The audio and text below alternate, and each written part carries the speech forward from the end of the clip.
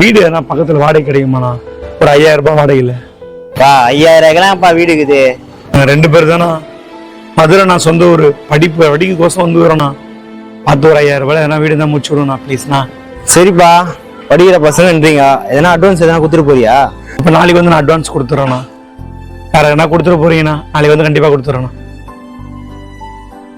அண்ணா room அண்ணா, rent 10,000 no problem அண்ணா. 1 lakh advance no problem அண்ணா. ஒழுங்கா இருப்பீங்களா? பெண்மி பைசா வீடு எனக்கு தரேன்ட்டு இப்போ அவர்கிட்ட அட்வான்ஸ். நீ 5000 தரேன், அந்த ஆளு 10,000 தரேன்றான். அவனுக்கு தான் நான் வீடு கொடுக்க முடியும். போயா ஜோ ரூம் கன்ஃபார்ம் பாய்.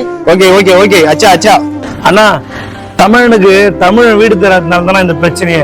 வடநாட்டானுக்கு வீடு கொடுக்குறீங்க, இதனால தானே அவனுங்க ட்ரெயினா வந்து இறங்கி தமிழ்நாட்டு மொத்தத்தையும் ஆண்டுனுக்குறானுங்க. இது உங்களுக்கு மட்டும் ஆப்பு கிடையாதுண்ணா, மொத்த தமிழனுக்கும் ஆப்பு. வேலை கொடுக்குற முதலாளிக்கும் வீடு கொடுக்குற ஓனருக்கும் ஒரு நாள் அனுபவிப்பீங்க போறேண்ணா.